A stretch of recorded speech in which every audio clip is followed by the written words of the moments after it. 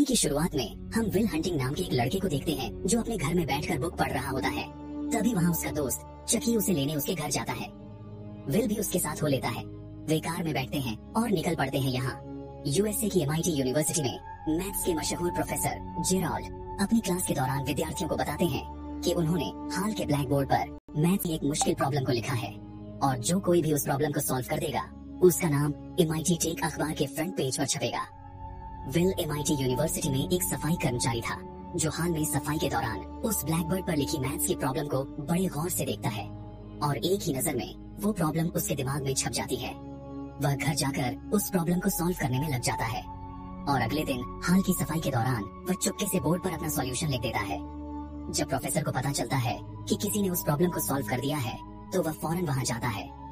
Professor हैरान था क्योंकि जवाब बिल्कुल सही था।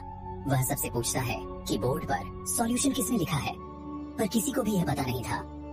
अगले दिन विल अपने दोस्तों के साथ बेसबॉल मैच देख रहा था। वहाँ उसे एक लड़का दिखाई देता है जिसने बचपन में विल को बहुत पीटा था। विल वहाँ तो उसे कुछ नहीं कहता, पर बाद में अपने दोस्तों के साथ मिलकर उस लड़के के ग्रुप पर हमला कर देता है। विल उसे बहुत बुरी तरह पीटता है। तभी पुलिस वाले वहाँ आ जाते हैं। पुलिस वाले उसे अरेस्ट करके ले जाते हैं। प्रोफेसर की अगली क्लास में सब यह जानना चाहते थे कि वो जीनियस कौन है जिसने उस प्रॉब्लम को सॉल्व किया है, लेकिन कोई भी सामने नहीं आता।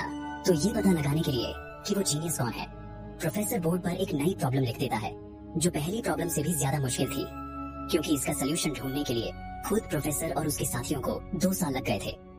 कोर्ट ने सुनवाई के लिए अगले हफ्ते की तारीख देकर विल को छोड़ दिया था, जो वापस MIT में आकर नई प्रॉब्लम को सॉल्व कर रहा था। मगर इस बार प्रोफेसर उसे देख लेता है और इससे पहले कि वह विल से कोई सवाल कर पाता, विल वहाँ से भाग जाता है।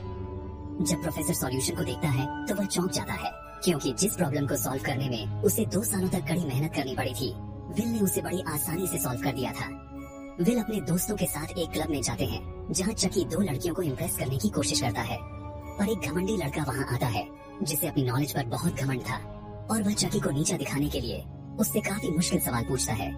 तो अपने दोस्त को बचाने के लिए विल सिचुएशन को संभालता है और उसके सवाल का बुक रेफरेंस और पेज नंबर के साथ बहुत ही बेहतरीन जवाब देता है, जिसे सुनकर वह लड़का बिल्कुल चुप हो जाता है।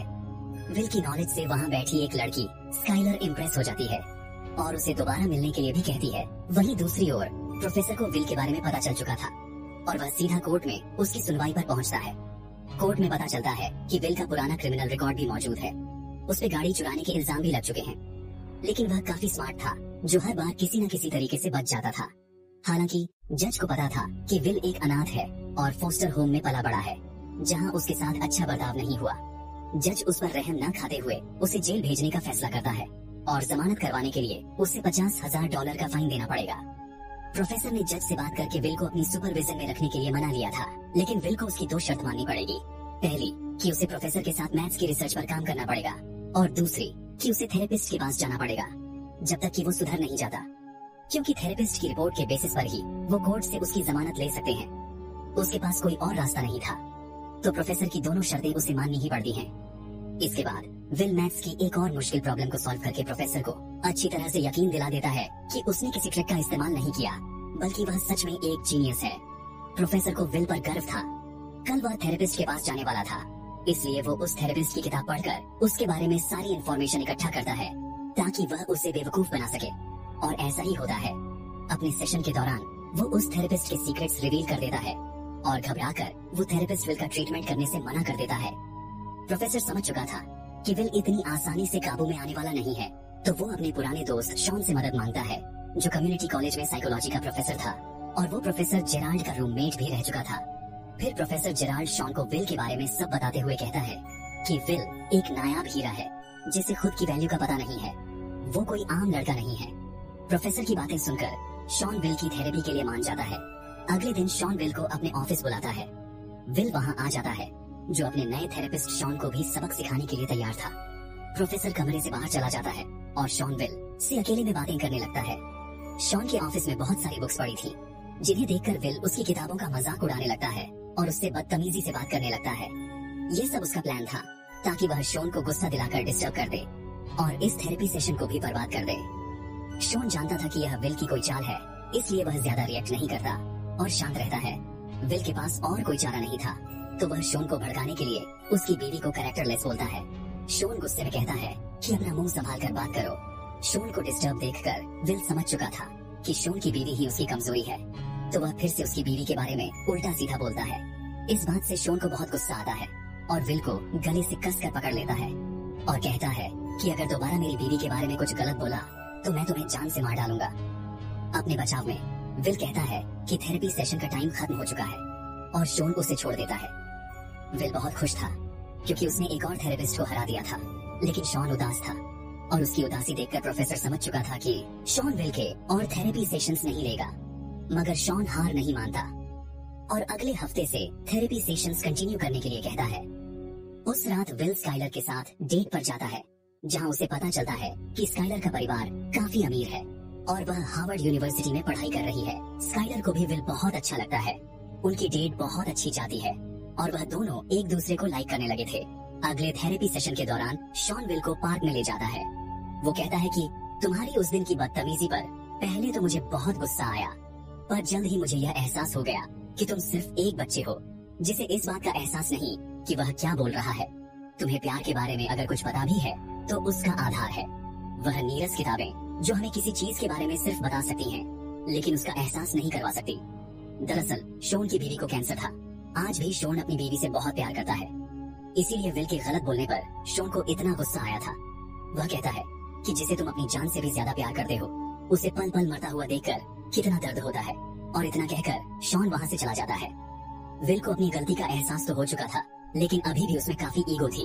अगले दिन वह चकी के साथ कंस्ट्रक्शन साइट पर काम करने चला जाता है और शाम के वक्त वो स्काइलर को कॉल करता है। स्काइलर फोन उठाती है, लेकिन विल के दिमाग में कोई हेजिटेशन थी जो बिना कुछ बोले ही फोन काट देता है। तीसरे सेशन के दौरान विल कुछ भी नहीं बोलता, तो उसे चुप देखकर शॉन भी खामोश ही रहता है, क्योंकि वह जानता था कि विल अभी भी उसके साथ माइंड गेम्स खेल रहा है। सेशन का सारा समय यूं ही दोनों की लंबी खामोशी में खत्म हो जाता है। विल प्रोफेसर जेराल्ड के साथ मैथ की रिसर्च में विल बहुत बढ़िया काम करता है। जिन प्रॉब्लम्स को कुछ मैथमेटिशियन सालों से हल नहीं कर पाए थे, उन प्रॉब्लम्स को विल बड़ी आसानी से सॉल्व कर देता है और प्रोफेसर को मानो यह सब एक चमत्कार लग रहा था। फिर शॉन के साथ चौथे सेशन में विल अपनी चुप्पी तोड़ता है और शॉन को एक जोक सुनाता है। शॉन इसी मौके की तलाश में था। वो विल से उसकी गर्लफ्रेंड के बारे में पूछता है। विल उसे बताता है कि वह स्काइलर को डेट कर रहा है, लेकिन वह उससे कॉल पर बात नहीं करता, क्योंकि अभी स्काइलर उसके लिए परफेक्ट है और ज्यादा बात करके वो सब बिगाड़ना नहीं चाहता।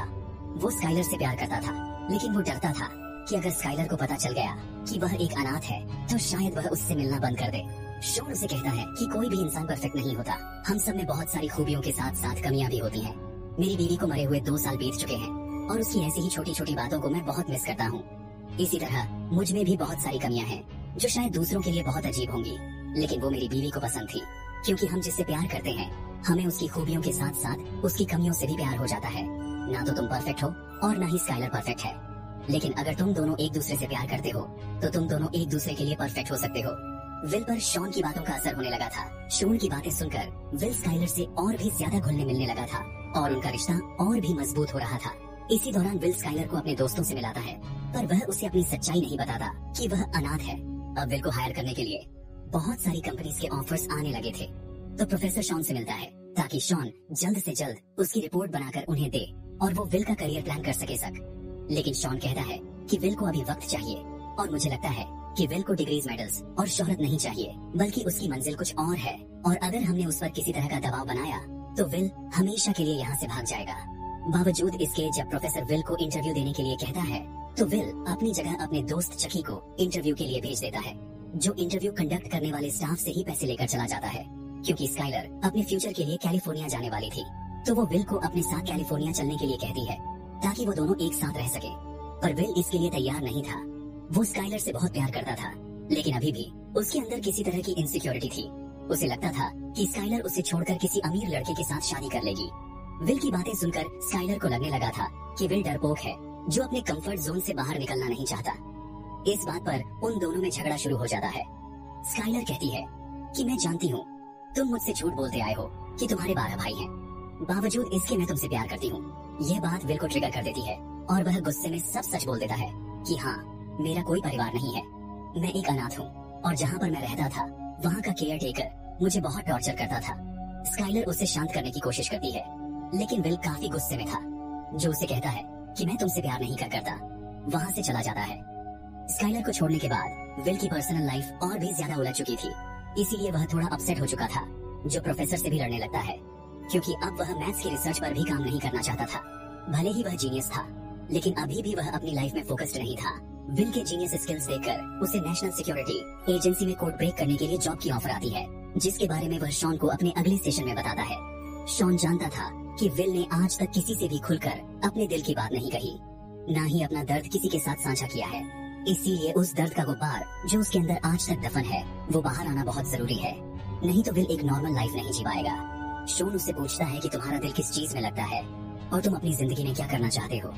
ये सवाल तो बिल्कुल सीधा था, लेकिन विल अपने दिमाग में इतना उलझ चुका था कि उसके पास इस सवाल का कोई जवाब ही नहीं था। शॉन उससे कहता है कि तुम बहुत काबिल हो, तुम्हारा टैलेंट बेमिसाल है, मगर तुम अपने टैलेंट को इस्तेमाल ना करके और उसकी जगह मजदूरी का काम करके अपनी लाइफ को बर्बाद कर रहे हो।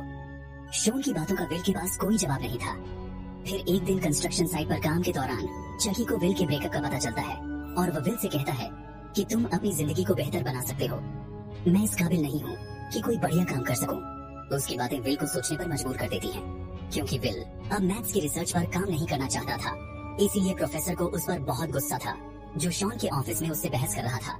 प्रोफेसर सोच रहा था कि अगर विल हमारे साथ काम नहीं करना चाहता तो उसे थेरेपी टेस्ट में फेल करके जेल भेज दिया जाए। लेकिन शॉन प्रोफेसर को समझाता है कि बचपन में विल पर हुए अत्याचारों की वजह से उसके दिमाग पर बुरा असर पड़ चुका है, जो आज भी किसी पर भी भरोसा करने से और किसी को भी अपने दिल के करीब लाने से डरता है। रही बात उसके दोस्तों की, तो वह हमेशा मौज मस्ती करते हैं, जो बिना कुछ सोचे समझे विल के एक इशारे पर किसी का भी सर फोड़ने के लिए तैयार रहते हैं। इसलिए विल उनके साथ कंफर्टेबल महसूस करता है। शॉन का मानना था कि विल को अपना करियर बनाने से पहले किसी के साथ एक मजबूत रिश्ता बनाने की सख्त जरूरत है, ताकि वह दिल खोलकर जी सके। इसी बीच विल वहाँ आ जाता है, जो दरवाजे के उस पार से सब सुन रहा था। फिर प्रोफेसर वहाँ से चला जाता है और शॉन विल को उसके कोर्ट केस की फाइल दिखाता है, जिसमें विल की तस्वीरें थी, जो उस पर हुए चाइल्ड अब्यूज का प्रूफ थी। शॉन ने उसके थेरेपी सेशंस के आधार पर अपनी फाइनल रिपोर्ट भी तैयार कर ली थी। विल मन ही मन सोच रहा था कि वो थेरेपी रिपोर्ट में फेल हो चुका है। फिर वो विल से कहता है कि तुम मेरी बात ध्यान से सुनो, आज तक जो कुछ भी तुम्हारे साथ हुआ है उसमें तुम्हारी कोई गलती नहीं है। विल कहता है ठीक है, लेकिन शॉन उसे कहता है कि तुम समझ नहीं रहे हो, इस सब में तुम्हारी कोई गलती नहीं है। दरअसल शॉन ये अच्छी तरह से जानता था कि विल उसके सिवा किसी पर भी भरोसा नहीं करता, इसलिए वह विल को रुलाने की कोशिश कर रहा था, ताकि जो गुब्बार उसके अंदर सालों से दफन है वह उसे बाहर निकाल सके और विल को हल्का महसूस करा सके। वह धीरे धीरे विल के करीब जाता है, लेकिन विल उसके करीब आने से डिस्टर्ब हो रहा था। पहले तो वो शॉन को दूर धकेलता है, लेकिन बाद में वो उसे कसकर गले लगा लेता है और जोर जोर से रोने लगता है। शॉन उसे पिता की तरह प्यार देता है, जो विल को आज तक किसी ने नहीं दिया था, और यह पहली बार था जब विल किसी के गले लगकर रोया था। यह पल बहुत इमोशनल था, जिसे शब्दों में बयान नहीं किया जा सकता। प्रोफेसर जेराल्ड की रेफरेंस से विल एक कंपनी को ज्वाइन कर लेता है और अपनी नई जॉब के बारे में शॉन को अपने आखिरी सेशन में बताता है। शॉन अब छुट्टियों पर जाने वाला था, तो वह विल को अपने ऑफिस का नंबर देता है। विल उसे दिल से शुक्रिया कहता है और शॉन उसके फ्यूचर के लिए उसे गुड लक कहता है।